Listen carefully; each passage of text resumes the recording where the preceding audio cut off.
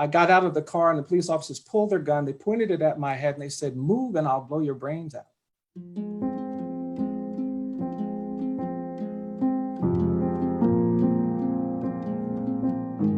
I thought that if I did the things they told me to do, I started in a colored school, the lawyers came in and opened up the public schools. I thought if I did all the hard work, that everything was going to be great. There'd be equality. And I did my part, I think. I studied, I went to high school, I went to college, I got admitted to Harvard Law School. I graduated from Harvard Law School. I started practicing law.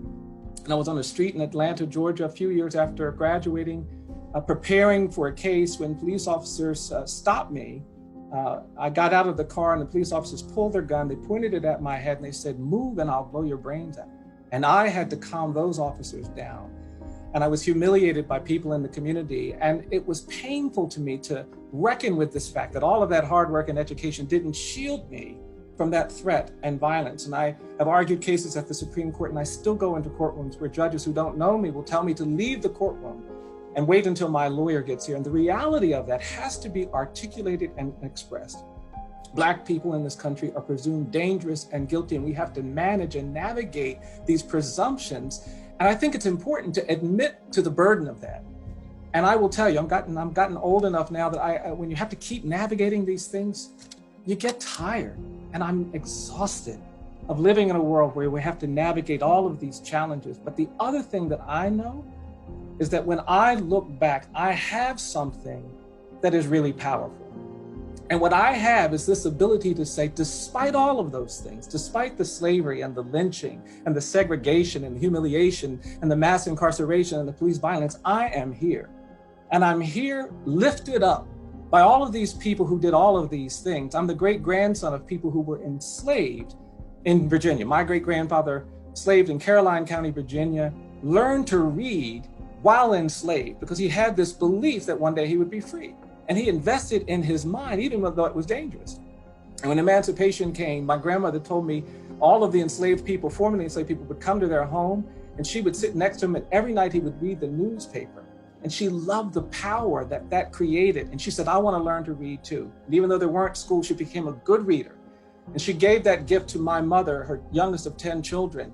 And my mother gave that to me. We were poor, but my mom actually went into debt to buy the World Book Encyclopedia because she had this hope that if we feed our mind, we can overcome. And that's the thing I want to say, is that you have to take care of your mind. You have to be aware. You have to understand the world around you. But they didn't stop with that. The other thing they did was they said you have to protect your heart.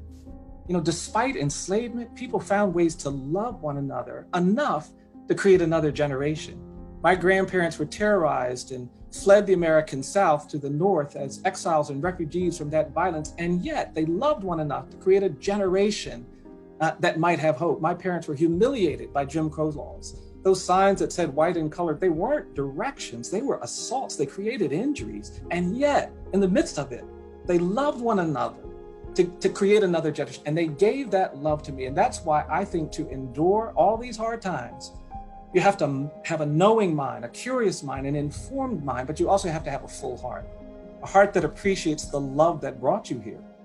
And when the ideas in your mind are fueled by the convictions in your heart, you become part of this journey that endures. I live in Montgomery, Alabama. I can't help but think about that generation, Congressman Lewis's generation, that had so much less than we have. I'm standing on the shoulders of people who did so much more with so much less.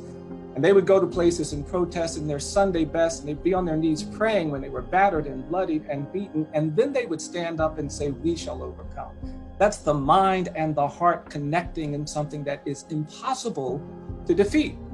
And Black people in this country are undefeated in our resolve that we will be free, that we will demand justice, that we will get there. That's the thing that sustains me. So I think you have to look back, be willing to confront the truth of what you're seeing, and then make your mind full and make your heart full, and let those two powerful parts of you lead you forward.